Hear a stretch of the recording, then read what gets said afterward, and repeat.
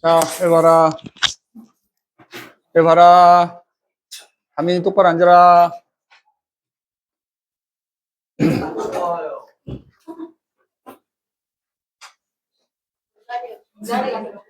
말이 안 돼요.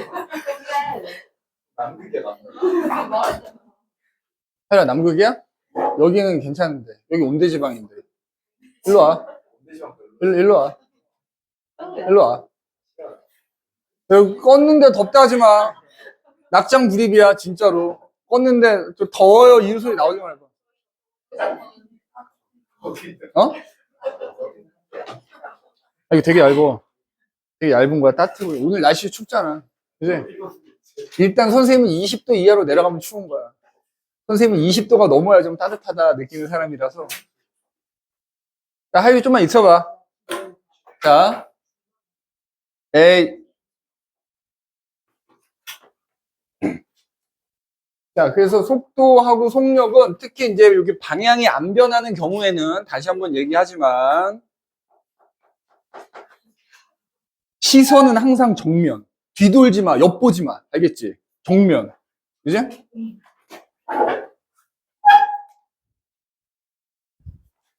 자, 그래서 방향이 안 변하는 경우에는 속력과 속도가 동일하다라는 거 기억해 두시고, 또 뭐, 부차적인 설명들은 뒤에 하다 보면 또 나오니까 그때 설명을 하도록 하겠다. 자, 그 다음에 세 번째는 뭐가 있냐면, 그러면은, 아까 운동장 한 바퀴 도는 거였었지. 네. 400m 한 바퀴 돌 때 이동거리는 400이고 변이는 0이었잖아. 그러면 이때 만약에 운동장 한 바퀴 도는데 20초 걸렸어. 그럼 속력은 20m/s겠지? 속도는 얼마일까? 0인 거지. 변이가 0이면 속도도 0이다라는 거 기억해 두시면 돼. 자, 세 번째는 가속도라는 게 나옵니다. 가속도. 기호는 A라는 기호를 쓴다 그랬지. 액셀레이션.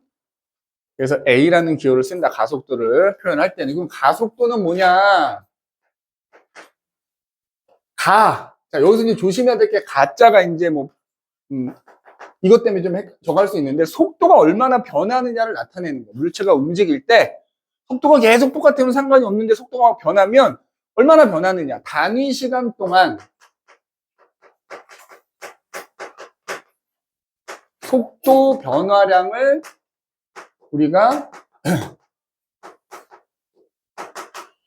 가속도다 이렇게 얘기해요. 단위 시간 동안 속도 변화량.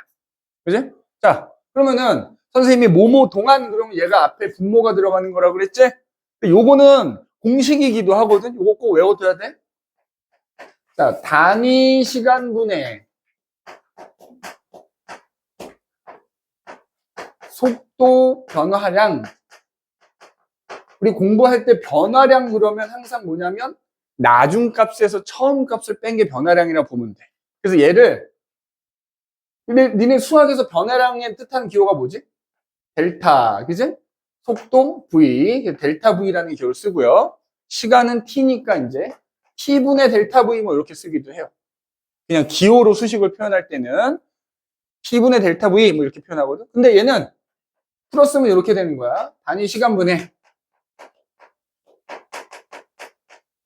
나중 속도 빼기 처음 속도 이렇게 되는 거야. 나중 속도는 보통 그냥 V라고 쓰고 처음 속도는 보통 V0라고 쓰거든. V0. 0초일 때 속도다 이거야. 그럼 0초의 기준이 뭐냐면 어떤 물체가 멈춰 있다가 출발하는 순간도 0초가 되고요. 자, 자동차가 윙 가고 있는데 딱 내가 쳐다보는 순간도 0초로 보는 거야. 그래서 어쨌든 그때 속도를 처음 속도라 그래서 V0로 표시해요. 자, 요거 기호로 쓰면 이렇게 되는 거지. T분의 자, 그래서 가속도 A는 T분의 델타 V 또는 T분의 V-V0 이렇게. 요 일종의 나중에 또 써먹어야 되거든. 요거를 그냥 기호로만 쓴 거야. 기호로만. 요거 외워두셔야 됩니다. 근데 요거 어떻게 계산하느냐? 어떻게 계산하느냐? 예를 들어 설명해 볼게요. 나중 속도, 나중. 가나다라 할 때 나. 처음과 나중. 자, 어쨌든 요게 이제 기호인데, 그럼 얘를 한번 들어볼게요, 얘를. 자, 만약에 바닥에 물체가 멈춰 있었어. 그지? 멈춰 있었어. 이건 이제 좀 이따 얘기하겠지만, 멈춰 있는 애가 움직이려면 일단 뭐가 가해져야 돼? 그러니까 뒤에 가서 나오겠지만, 어떤 물체가 속도가 변하려면 그 물체에 힘이 가해져야 됩니다. 힘이 가해져. 힘이 가해져야 돼. 그래서 힘에 대해서는 좀 이따 얘기를 할 건데, 자, 그래서 이제 얘가 멈춰있다가 막 움직여. 자, 0초야, 0초. 움직이는 순간이 0초야. 자, 그러면 이때 속도가 V0인 거야. 멈춰 있었잖아. 0이야, 0. 0이었다. 막 출발하는 순간이. 그러다가 얘를 이제 오른쪽으로 쭉 밀고 간 거야, 너희가. 그래서 봤더니 2초 후에 얘가 오른쪽으로 가고 있는데, 예를 들어서 속력이 4m/s가 된 거야. 자, 오른쪽으로 4m/s로 가는 거 그냥 방향 표시하면 플러스 4m/s라고 쓰면 되는 거지. 그럼 이게 오른쪽으로 4m/s로 가는 거야. 그래서 2초 후에 봤더니 이렇게 돼 있어. 그러면 자, 2초 동안의 가속도는 얼마냐 이거야. 시간, 2초라는 시간 동안에 속도가 얼마나 변했냐 이거잖아. 나중 속도에서 처음 속도 뺀다 그랬지. 맞아? 그럼 나중 속도가 그 2초일 때 속도가 나중 속도가 되는 거야. 2초 동안의 가속도를 물어보면 2초일 때 속도가 나중 속도다. 그러면 플러스 4m/s에서 처음 속도가 얼마다? 0. 빼기 0 하면 돼. 자, 그러면 2m. 근데 봐라. 속도에서 속도를 빼도 속도잖아. 그러면 속도의 단위를 시간의 단위로 나눈 게 바로 가속도의 단위야. 우리 1단원에서 배운 이미 알고 있잖아. 그치? 단위가 뭐야? 미터 퍼 세컨드 제곱인 거죠. 그치? 근데 이번에는 요 경우를 봐보자. 요 경우를 봐봐. 어떤 물체가 움직이고 있는데 내가 딱 쳐다봤어. 자, 이때가 V0야. 근데 쳐다보는 순간에 얘는 오른쪽으로 4m/s로 가고 있었던 거야. 4m/s로 가고 있었던 거야. 그러면 처음 속도가 4m/s인 거야. 자, 이것도 표시를 하자면 이렇게 돼. 멈춰있던 애가 오른쪽으로 움직이려면 오른쪽으로 힘이 가해져야 되겠죠. 그래서 내가 오른쪽으로 계속 힘을 가해서 밀고 가고 있는 거야. 그랬더니 2초 후에 이렇게 된 모습이라면 반대로 4m/s로 가고 있는데 얘가 2초 후에 봤더니 여기 멈췄어. 그럼 니네 오른쪽으로 가는 애가 점점 느려져서 멈춘 거잖아. 그럼 얘한테는 왼쪽으로 힘이 가해진 거겠지, 그지? 근데 멈출 때까지 계속 왼쪽으로 힘을 가한 거야. 그랬더니 2초 후에 멈췄어. 자, 이때 가속도를 계산해보자. 자, 가속도는 시간은 2초 동안에 속도 변하잖아. 나중 속도가 요 멈췄을 때 속도란 말이야. 나중 속도가 얼마야? 0. 처음 속도가 얼마야? 플러스 4m/s. 그지? 자, 요거 계산하면 얼마가 나와? 마이너스 2m/s 제곱 이렇게 나와. 자, 그럼 봐봐. 가속도라는 것도 아까 맨 처음에 얘기했지만 벡터량이거든? 크기와 방향이 있다 그랬잖아. 그럼 봐봐. 얘는 가속도를 계산했더니 플러스 2m/s 제곱이 나왔고 얘는 계산했더니 마이너스 2m/s 제곱이 나온 거잖아. 그럼 이때 이 플러스와 마이너스가 바로 뭐가 된다? 가속도의 방향인 거야, 방향. 여기서 요 플러스니 마이너스니 하는 게 바로 뭐다? 가속도의 방향을 의미한다고. 방향. 가속도의 방향을 의미한다고. 그럼 선생님이 아까 플러스는 보통 오른쪽, 마이너스는 왼쪽이라 그랬잖아. 그럼 이 상황에서 이 물체의 가속도 방향은 어느 쪽이다? 왼쪽이다. 이렇게 얘기해주면 돼, 왼쪽. 마이너스는 왼쪽을 의미한다고. 얘가 이때부터 멈출 때까지 가속도의 방향은 왼쪽이다. 이런 뜻이야. 그 다음에 이게 꼭 그런 건 아니지만은 적어도 우리가 배우는 단원에서는 방향 바뀌는 건 안 나올 테니까 플러스는 방향을 의미하기도 하지만 또 늘어난다는 뜻이기도 해.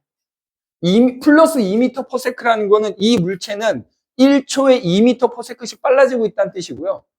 마이너스 2m/s 제곱은 이 물체는 1초에 2m/s씩 느려지고 있다는 뜻이기도 해요. 그게 플러스는 증가라는 의미도 갖고 있는 거고 마이너스는 감소라는 의미도 갖고 있어요. 물론 방향이 바뀌면 얘기가 좀 달라집니다. 그런데 적어도 우리가 공부하는 단원에서는 방향 바뀌는 것까지는 좀 안 나오지 싶은데, 그래서 방향이 바뀌지 않는다면 플러스는 빨라진다. 보통 오른쪽으로 가는 게 나오거든. 오른쪽. 그럼 오른쪽으로 가면서 빨라진다는 뜻이고 느려진다는 뜻이야. 거꾸로 생각해 볼게, 니네.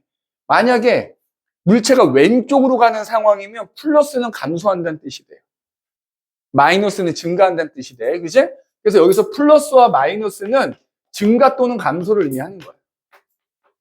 방향에 따라서 증가하거나 감소한다는 뜻도 갖고 있다. 그지? 근데 다시 한번 얘기하지만 너희가 시험 공부할 땐 대부분 다 오른쪽으로 가면서 빨라지거나 느려지는 것만 나올 거기 때문에 플러스는 빨라진다, 마이너스는 느려진다라고 생각해도 된단 말이야. 근데 방향이 바뀌면 얘기가 좀 달라져요. 방향이 바뀌면. 그래서 가속도도 이렇게 방향이. 그러면 자, 예를 들어서 여기 좀 썼지만 플러스 2m/s 제곱과 마이너스 2m/s 제곱은 이제 가속도는 같다. 맞는 말, 틀린 말? 틀린 말. 그지? 가속도라고만 물어보면 이건 다르다라고 해야 되는 거고요. 왜? 뭐가 다르니까? 시연아? 방향이 다르니까. 이제? 방향이 다르니까. 그런데 가속도의 크기를 물어보면 가속도의 크기는 어떤 거야? 절대값, 절대값. 크기는 같은 겁니다. 크기는 같다. 크기는 같다. 항상 벡터량은 그냥 물어볼 때는 방향까지 같아야 같은 거고요. 크기만 물어볼 때는 절대값을 비교하면 되겠다. 그지? 이 경우는 가속도는 다르지만 크기는 같다. 이렇게 얘기할 수 있어. 그래서 우리가 가속도라는 것까지 얘기를 한번 해봤다. 그지? 가속도. 특히 요거는 뒤에 가서도 나오기 때문에 요거 가속도 구하는 공식이거든? 요거 꼭 외우고 계셔야 됩니다. 요거. 기본적으로 요거 속력과 속도 구하는 건 너희가 알고 있을 거라고 생각을 하고, 가속도 구하는 공식 이렇게 수식으로, 기호로 외워두시기 바랍니다. 알겠지? 자, 그 다음에 이제 네 번째로. 여기서 이제 잠깐 언급을 했는데, 멈춰있던 애가 움직여서 빨라지거나, 혹은 움직이던 애가 점점 느려지는 이유는 그 물체에 어떤 힘이 작용하기 때문인 거잖아. 그치? 그래서 네 번째로 힘이라는 거에 대해서 얘기를 해봅시다. 힘. 네 번째로, 힘. 자, 힘은 force. 그래서 기호로 F를 씁니다. F. 힘이라고 하는 것은 기호로는 우리가 F를 쓰고요. 너네 잘 알다시피 단위는 뭘 쓴다? 기본 단위를 이용하면, 그지? 기본 단위를 이용하면 뭐 킬로그램, 뭐 미터 퍼 세크 제곱이라는 단위가 있었지만 그건 이제 1단원에서야. 잊어도 될 것 같아. 물론 안 나온다는 법은 없지만 일반적으로는 그냥 뉴턴이라는 단위를 주로 쓰죠. 전국에 공문이 뿌려졌대. 교육청에서 학교 시험 어렵게 보라고 공문을 뿌렸대요. 어렵게 나올 겁니다. 그 핸드폰을 충전할 건 그 앞에다 올려놔. 충전하면서 핸드폰은 봐야겠고 수업은 들어야 되겠고 졸라 바쁘시네. 그지? 핸드폰 앞에다 놔. 충전할 거면. 그지? 선생님도 핸드폰을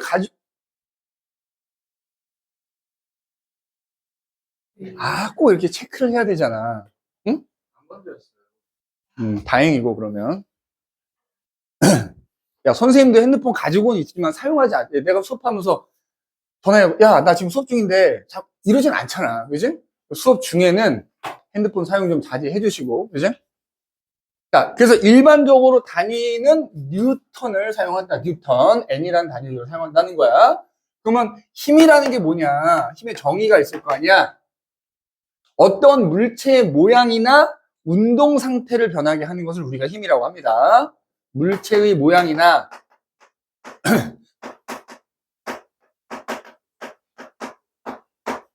운동 상태를 변하게 하는 원인을 우리가 힘이다 이렇게 얘기해요. 자, 모양이 변하는 건 뭐 굳이 얘기할 거 없죠. 예를 들어서 내가 여기서 또 분필도 없네. 예를 들어 분필 같은 거 이런 거 하나 떨어뜨려 이렇게. 떨어뜨리면 바닥으로부터 힘을 받으면서 이렇게 깨져서 모양이 변하지. 이것도 힘에 의한 것이고, 여기서 중요한 건 요거. 운동 상태를 변하게 한다는 거예요. 그 운동 상태라는 게 뭐냐? 뭐 예를 들자면 그 물체의 속력 또는 속도를 변하게 한다든지 방향을 변하게 한다든지. 그지? 요거야, 요거. 속도를 변하게 한다든지 방향을 변하게 한다든지. 그러면 얘기가 나온 김에 이렇게 합시다. 힘에 의해서 속도가 변하거나 방향이 변한다는 거예요. 속도만 변할 수도 있고 방향만 변할 수도 있고 속도와 방향이 다 변할 수도 있거든. 그러면 얘기가 나온 김에 내 뒤에서 하려고 그랬는데 얘기가 나온 김에 정리를 한번 해보자. 자, 어떤 물체가 있는데 이 물체에 힘이 작용하지? 아니다. 요건 좀 이따 할게. 미안해. 요걸 설명하고 해야 되겠다. 요걸 설명하고 해야 되겠네. 일단 운동 상태를 변하게 한다 이거예요. 그지? 그런데 힘이라고 하는 것도 뭐야? 벡터량이에요. 참고로 아까 앞에서 얘기 안 했지만 벡터량들은 뭐 기호의 화살표를 쓴다고 됐으나 기본적으로 크기도 있고 방향도 있기 때문에 이 속도, 가속도도 사실 마찬가지긴 한데 기본적으로 화살표를 이용해서 표시해줘. 특히 힘의 경우에 이렇게 화살표를 이용해서 표시하거든. 자, 이걸 우리가 뭐라고 하냐면 힘의 3요소라고 하는데, 자, 내가 힘을 작용한 곳이 있을 거냐. 예를 들어서 내가 책상을 이렇게 잡아당겨 힘 주는 거잖아. 그럼 내가 지금 여기다가 힘을 주고 있잖아. 그 힘이 작용한 지점을 작용점이라고 불러. 작용점.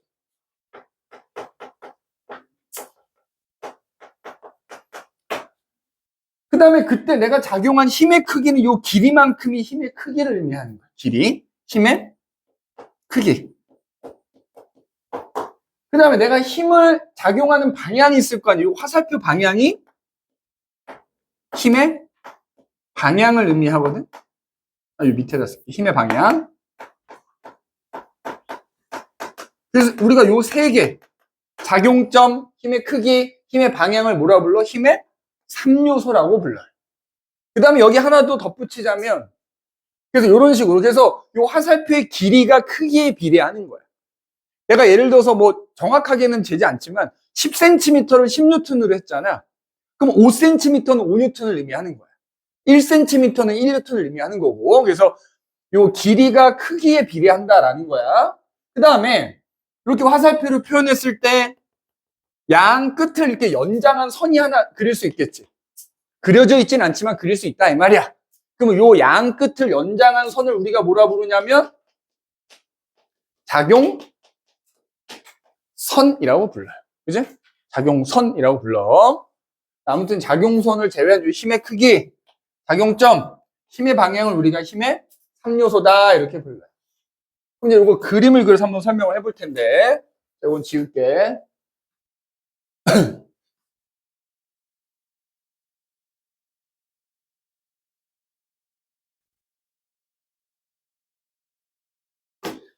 자, 바닥에 어떤 물체가 이렇게 하나가 있습니다. 그지? 물체가 하나가 있어. 여기 위에다가 이제 제목을 쓸 거야, 제목을. 그래서 제목을 쓸 겁니다. 그리고 우리 다음 주부터는 주간 테스트 볼 거 아니니? 아마 오늘 숙제는 거의 안 오늘 아마 숙제가 없을 예정이긴 하거든, 오늘은. 아마 다음 주에 숙제가 있을 예정인데, 첫 시간부터 숙제 왕창 내주면 개 짜증 날 거 아니야, 그치? 근데 어쨌든 다음 주는 안 보고 그 다음 주 아마 테스트를 볼 텐데, 테스트 어렵게 보겠습니다, 어렵게. 그치? 어렵게 좀 보도록 합시다. 기말고사는 어려울 예정이라고 하니 어렵게 볼 예정입니다. 알겠지? 그래서 공부 좀 꼭 하셔야 되고, 자, 바닥에 물체가 하나가 있어.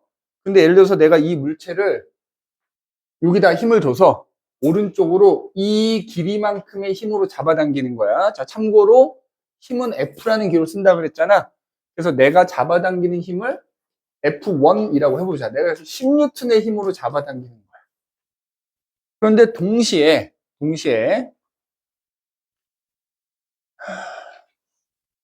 지우가 내가 끌고 가는 걸 방해하려고 반대 방향으로 길이 절반 길이가 돼요. F2라고 해서 이거 5N의 힘으로 동시에 잡아당겼다고 해보자 이거야. 자, 이러면 어떻게 되지? 오른쪽으로 끌려가지. 그러니까 상식적으로 내가 더 세게 잡아당기니까 내 쪽으로 끌려갈 거 아니야. 근데 한 물체에 이렇게 두 힘이 작용했잖아. 근데 이거는 결국 뭐랑 똑같다고 볼 수 있냐면 물체가 이렇게 하나가 있는데 똑같은 물체가 있는데 그냥 이거를 내가 오른쪽으로 5N으로 혼자 끌고 가는 거나 똑같겠지? 맞아? 그러면 자, 이거를 힘의 합성이라고 하거든. 힘의 합성. 무슨 얘기냐면 하나 물체에 여러 힘이 동시에 작용하면 그거랑 동일한 효과를 내는 하나의 힘이 있을 거 아니야. 자, 그 힘을 우리가 뭐라고 하냐면 자, 알자 힘이라고 불러. 알자 힘. 알자 힘 또는 합력 이렇게 불러요. 자, 엄밀하게 말하면 알자 힘하고 합력은 달라. 조금 다른데 우리가 통합과학 공부할 땐 그냥 똑같다고 생각하셔도 되거든요. 알자 힘 또는 합력이라고 불러. 자, 알자 힘이 뭐라고? 여러 힘과 동일한 효과를 내는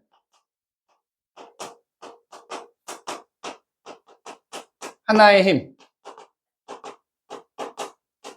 이걸 알자 힘이라고 불러요. 그러니까 한 물체에 여러 힘이 작용했을 때 쉽게 말하면 그걸 하나로 합친 거야, 합친 거. 얘네 둘이 작용했을 때 그걸 합치면 얘가 되는 거거든. 그래서 그걸 합력이라고도 표현한단 말이야. 그래서 결과적으로 뭐냐, 선생님이 뒤에 앞으로 이제 수업하는 동안 힘 거리면 그거는 다 알자 힘을 말하는 거라고. 알겠니? 선생님이 그냥 힘이라고 하면 앞으로는 그게 다 알자 힘을 의미하는 거야. 내가 힘이라고 써도 그건 알자 힘을 말하는 겁니다.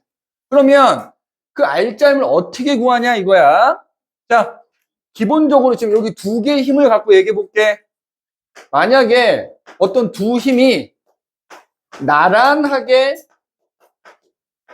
작용하는 경우, 나란하다는 거는 이렇게 이 두 힘이 이루는 각도가 0도 내지는 180도일 땐 나란하다라고 얘기를 하거든.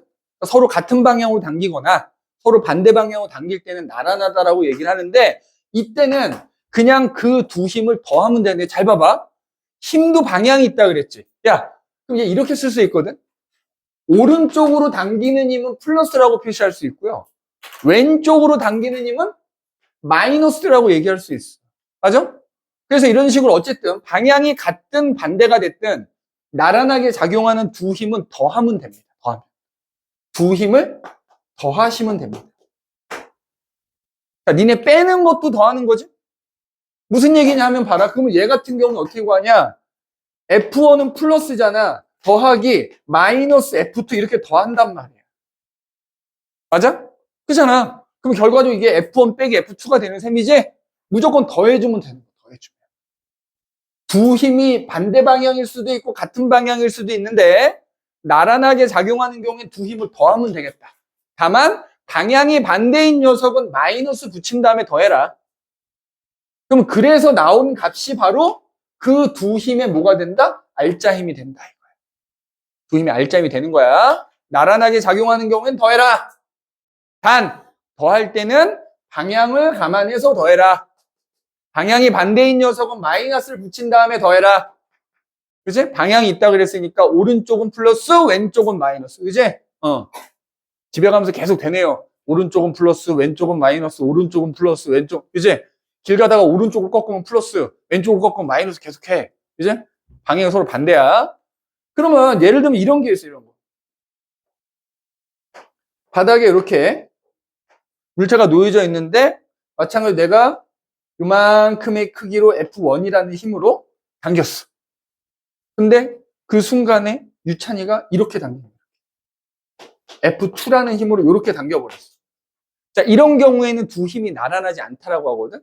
두 힘이 이렇게 비스듬하게 작용해.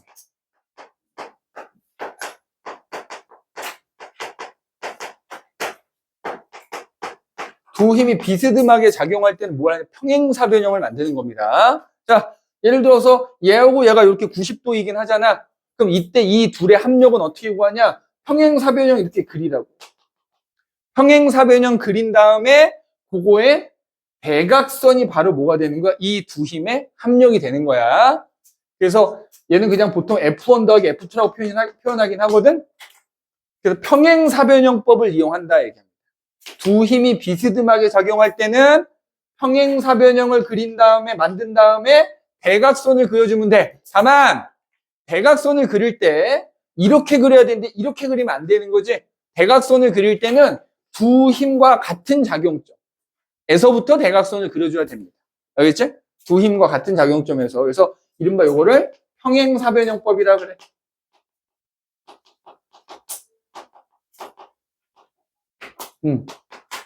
그렇게. 그러면 그거 지울게. 자, 만약에 해봐. 뭐가 안 보여? 찍어.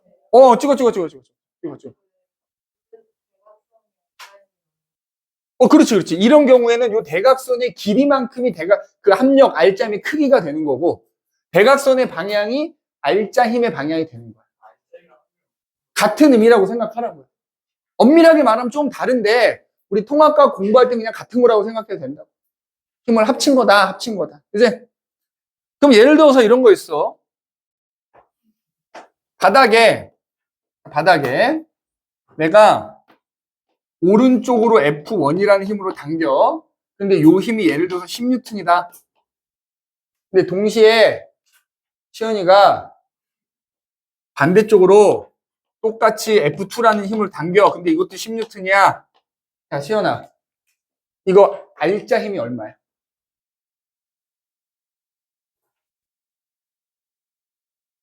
너 시연이 아니고 시연. 그지? 진짜? 0이지. 왜?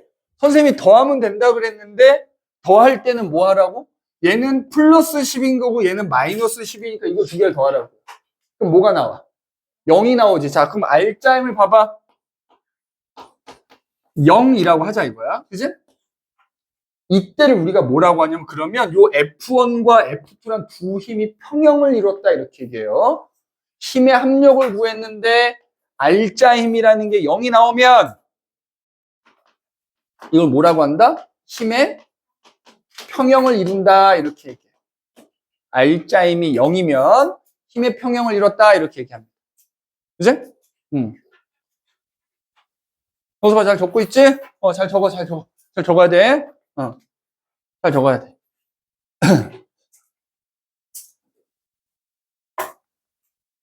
이거 나중에 또 나올 거야. 그래서 합력을 구했더니 합력을 구했더니 그 값이 0이 나오면 힘의 평형이다라고 얘기한다는 거. 평형. 평형이라고 얘기를 한다. 그지? 이 강의실이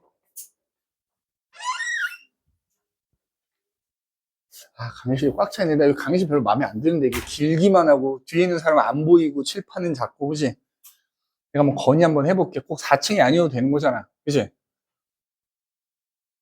그래서 쪽수에서 밀렸다니까. 그지? 인원수가 좀 많았어야 옆에 좀 넓은 강의실 쓰는데, 그지? 하여튼 뭐 내가 한번 여쭤는 볼게. 네, 확답은 못하고요. 그지? 그래도 니네 시험이 끝나서 얼마나 다행이냐. 낙생권 아직도 시험을 보고 있다. 낙생권 아직도 시험을 봐요. 화요일날 끝나, 화요일날. 그지? 일찍 보고 일찍 끝나는 게 제일 좋은 거지. 그지? 그래서 이제 그러면 아까 선생님이 여기다 이제 쓰려고 했다 지운 게 뭐냐? 얘기가 나온 김에, 핸드폰을 충전하는데 자꾸 핸드폰을 사용할 일 뭐가 있어, 하유라. 쉬는 시간에 사용하세요. 한 번도 안 됩니다. 알겠지?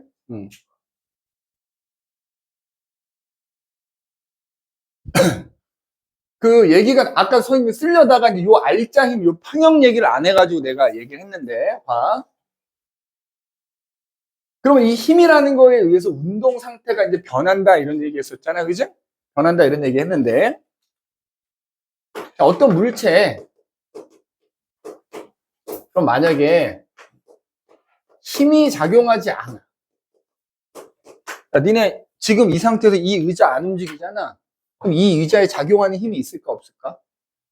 있어, 사실은. 좀 이따 배우겠지만 기본적으로 여러 힘들이 작용. 예를 들어서 지금 얘 생각해봐. 얘가 지금 여기 가만히 있거든? 얘한테는 작용한 힘이 없을까? 있어요. 좀 이따 얘기하겠지만 기본적으로 중력이라는 힘이 존재해. 그런데 얘가 바닥에 놓여져 있으면 바닥이 떠받치는 힘이 존재해. 그러니까 실제로 우리가 사는 지구에서는 힘이 작용하지 않는 경우는 사실 없어요. 어떤 경우 우주에 나가면 힘이 작용하지 않을 수 있어. 그런데 힘이 작용하지 않는 것과 동일한 경우가 있어. 바로 어떤 경우야? 이 경우야. 물체에 힘이 작용하는데 그게 알자임이 0이 돼버리면 이 물체 봐봐. 가만히 있는 물체를 동시에 당겨 같은 힘으로 그럼 이 물체는 움직일 이유가 없어요. 힘이 없는 거랑 똑같아. 그래서 힘이 작용하지 않거나 혹은 이른바 알자 힘이라고 하는 게 0이면 그 물체는 어떤 운동을 하겠냐는 거야. 어떤 운동. 자, 만약에 멈춰있던 녀석이라면 그냥 계속 멈춰있겠지. 그치? 움직일 이유가 없어요. 힘이 없는 거니까. 그치? 힘이 있어야 움직여. 근데 만약에, 자, 얘가, 이렇게 날아가고 있는 애야. 실제로는 우리 지구에서는 공기저항이 있겠지. 중력도 있겠지. 근데 만약에 이게 우주야. 아무것도 없는 우주야. 근데 얘가 가고 있어. 그러면 얘를 미는 힘도 없고, 막는 힘도 없고, 땡기는 힘도 없고, 저항도 없어. 그럼 어떻게 되겠어?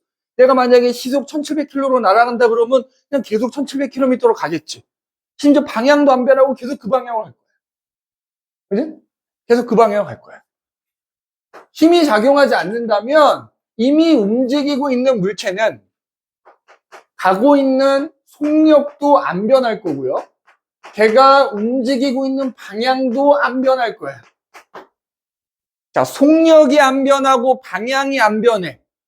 속력이 안 변하는 걸 두 글자로 뭐라고 그래? 등속. 방향이 안 변하니까 계속 직선으로 가요. 직선 운동을 한다 이 말이야. 자, 속력도 안 변하고 방향도 안 변하면 한 단어로 뭐가 안 변하는 거다? 속도가 안 변하는 거죠? 그지? 속력도 안 변하고 방향도 안 변한다는 얘기는 속도가 안 변한다는 얘기잖아. 그래서 등속 직선 운동을 다른 말로 등속도 운동이라고 그래. 등속도 운동. 그래서 물체에 힘이 작용하지 않으면 멈춰있던 애는 계속 멈춰 있을 것이고요. 움직이고 있는 애는 이른바 등속 직선 운동이라는 걸 할 거다. 그런데 이제 만약에 물체에 힘이 작용하면 어떻게 되겠냐 이 말이야. 힘이 작용하면. 그치? 힘이 작용하면. 근데 만약에 힘이 작용하는데 그게 힘이 일정한 힘이야. 뭐 예를 들어 10N이다 그러면 내가 계속 10N의 힘을 가는 상황.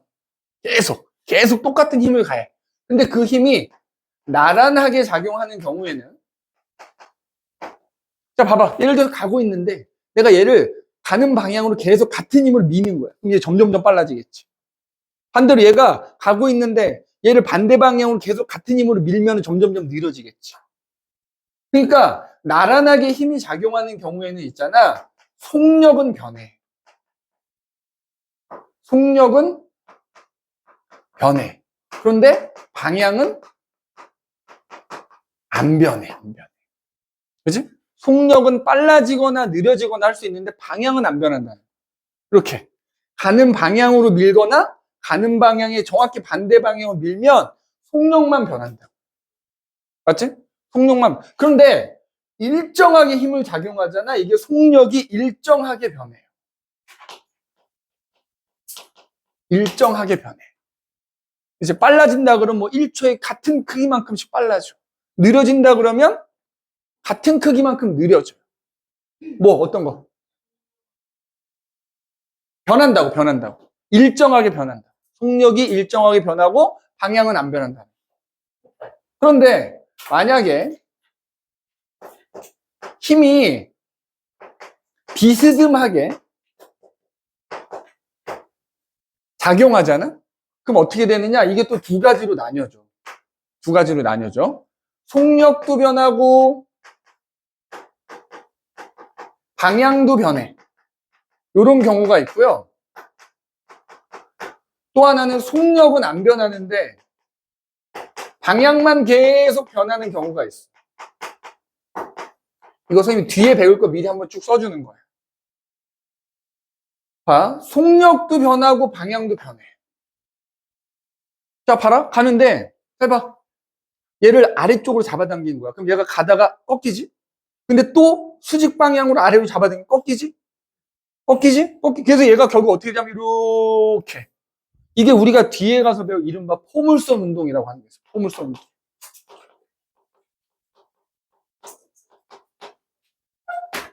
그 다음에 이런 거야. 힘이 정확하게 이제 수직으로 작용할 때인데 봐. 수직으로 작용하면 방향이 변해. 수직으로 작용하니까 변해. 수직, 변해. 계속 원을 그리는 거야. 근데 속력은 안 변하는 거야. 이걸 뭐라고 하냐면 등속 원운동이라고 불러. 속력은 안 변하니까 등속. 근데 방향이 계속 변하다 보니까 결국 원을 그리더라. 등속 원운동. 그러면 잘 봐봐. 지금 요 세 가지 경우를 보면 봐라.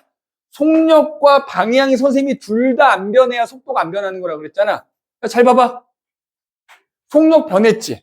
그럼 속도 변한 거야, 안 변한 거야? 다시. 속도는 속력과 방향이잖아? 둘 다 안 변해야 속도가 안 변하는 거야. 둘 중에 하나라도 변하면 속도 변한 거야. 자, 그럼 이거 속도 변한 거야, 안 변한 거야?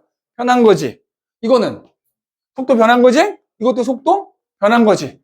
그럼 결론은 물체에 힘이 작용하면 결과적으로 속도가 변하는 운동을 하는 거야.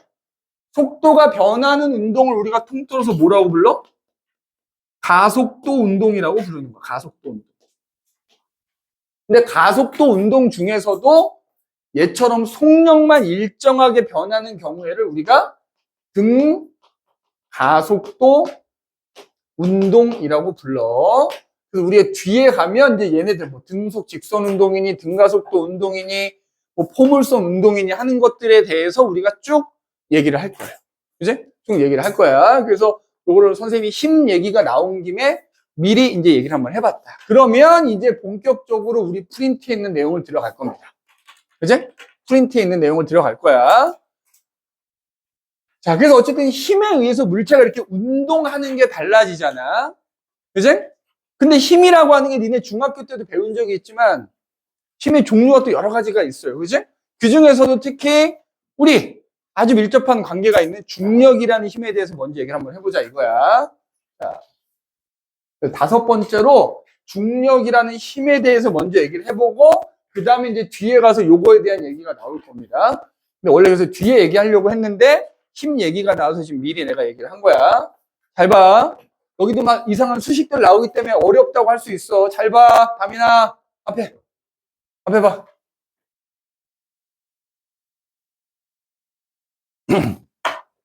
자, 다섯 번째로 이제 중력. 뭐 우리 프린트에는 맨 앞 페이지가 되는 겁니다. 이제 맨 앞 페이지. 역학적 시스템 그래서 이제 뭐 제목이 나오긴 하는데 그냥 선생님은 5번으로 할게. 자, 중력이라는 힘이 나와. 근데 중력은 다른 말로 하면 그냥 만유인력하고 똑같은 말이라고 생각하면 돼. 중력 이코르 만유인력. 자, 만유인력 하면 떠오르는 사람이 있어야 돼. 누구야? 뉴턴이 떠올라야 되겠지?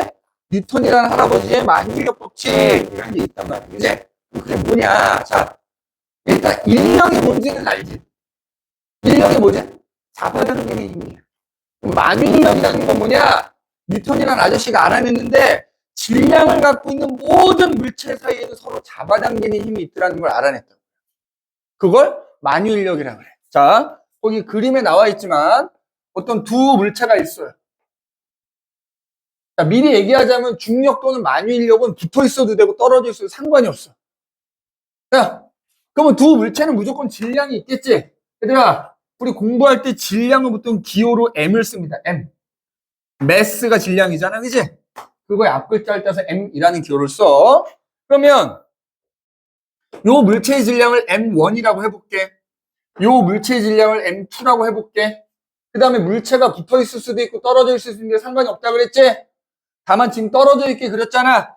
그럼 이 두 물체 사이 거리가 있을 거 아니야? 자, 참고로 항상 물체 사이의 거리는 물체 중심에서부터 중심까지로 따지는 거야. 물체 중심에서부터 중심까지를 두 물체 사이 거리라고 해요. 그 거리를 R이라고 해볼게. 근데 아무튼 두 물체 사이에 무조건 잡아당기는 힘이 존재하더라는 거야. 잡아당기는 힘. 그 잡아당기는 두 힘을 뭐라고 불러? 만유인력 이렇게 부르는 거야. 참고로 요 힘을 F1이라고 표현해보고 요걸 F2라고 해보면은 이 두 개를 그냥 합쳐서 만유인력이라고 하는데 얘네들 각각의 힘의 크기는 무조건 똑같아. 알겠어? 자, 만약에 F1이라는 힘의 크기가 10N이면 얘도 무조건 10N이야. 그래서 얘네 둘을 그냥 합쳐서 F라고 표현하기도 해요. 알겠어? F 이코르 곧 F1이자 F2인 거야. 알겠지? 두 힘의 크기는 무조건 같아야 돼. 그러면 도대체 이 힘의 크기가 얼마냐? 이제 그 얘기를 할 거란 말이야. 근데 뉴턴이라는 아저씨가 만유인력 법칙을 위해서 발표를 한 건데, 이거 다 적었지? 적어도 되는 거지? 그지?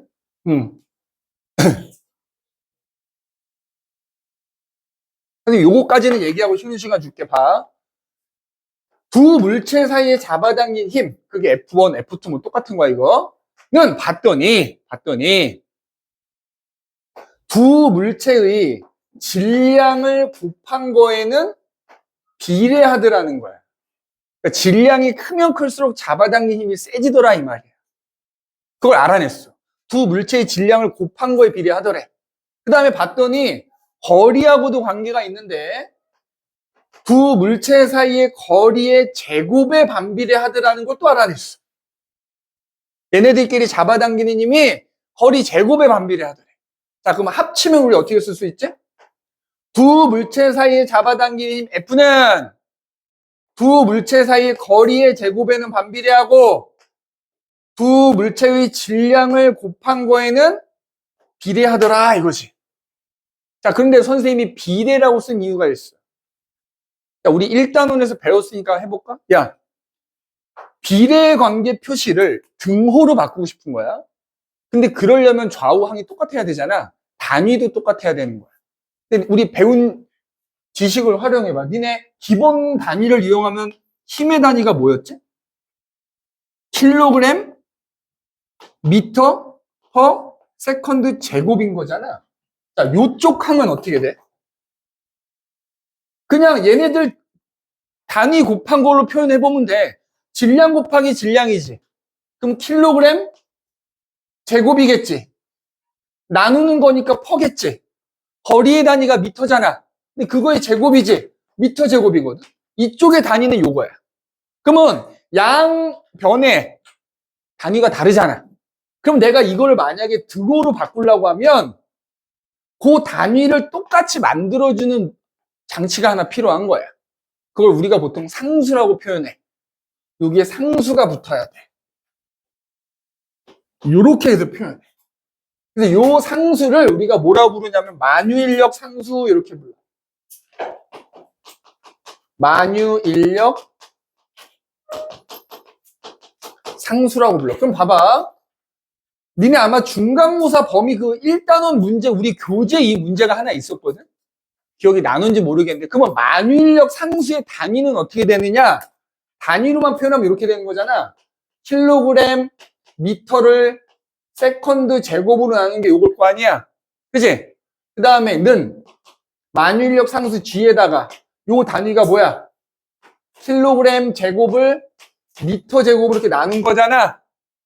이거 그냥 참고만 하면 돼. 그럼 따라서 만유인력 상수라는 거의 단위는 킬로그램, 미터, 세컨드 제곱 곱하기 이거의 역수를 곱해주면 되는 거잖아. 그럼 킬로그램 제곱, 미터 제곱 이렇게 되는 거야. 그럼 이게 이제 만유인력 상수의 단위야. 그래서 없앨 거 없애면 되겠지? 그거 없애고 이거 없애면은 얘 단위는 어떻게 되냐면 미터 세제곱 퍼 킬로그램 세컨드 제곱 뭐 이렇게 돼. 아무튼 뭐 이거 외울 필요는 없다만 그래서 이렇게 비례관계 표시를 등호로 바꾸려면 좌우항의 단위가 다른 경우에 단위를 똑같이 만들어주는 상수가 하나 필요하다. 그래서 이 경우엔 이걸 뭐라고 한다? 만유인력 상수라고 한다. 그래서 요거를 우리가 뭐라 부르냐? 요걸 바로 만유인력 법칙이라고 부른다는 거야. 만유인력 법칙. 그치? 자, 만유인력 법칙이긴 한데 뭐 계산하는 문제는 안 나오지만 요 관계가 중요한 거야. 그래서 이 만유인력 법칙이 의미하는 게 뭐다? 서로 잡아당기는 힘은 두 물체 사이 거리 제곱에 반비례하고 두 물체의 질량을 곱한 거에 비례하더라. 따라서 질량이 크면 클수록 잡아당긴 힘이 세지고요. 거리가 가까우면 가까울수록 잡아당긴 힘이 세진다 이거야. 그러면 너희하고 선생님 사이에도 잡아당긴 힘이 존재하겠지? 근데 왜 안 끌려가요? 그것만 있는 게 아니야. 뭐 바닥이 있으니까 마찰력도 있고 뭐 여러 가지 힘들이 존재하다 보니까 안 끌려가는 거고, 기본적으로 이 만유인력 상수 값이 매우 작아요. 그러니까 그 매우 작은 값을 상쇄할 만큼 질량이 엄청 크면 끌려갈 수 있지. 어느 정도 되면? 지구 정도 되면. 그럼 이제 끌려가는 거야. 물론 이제 지구보다 작은 달도 되지. 그죠? 그래서 요걸 만유인력 법칙이라고 해서 요걸 이용해서 이제 좀 이따 중력 얘기를 해보도록 합시다. 지금 시간이 57분, 17분에 시작합니다.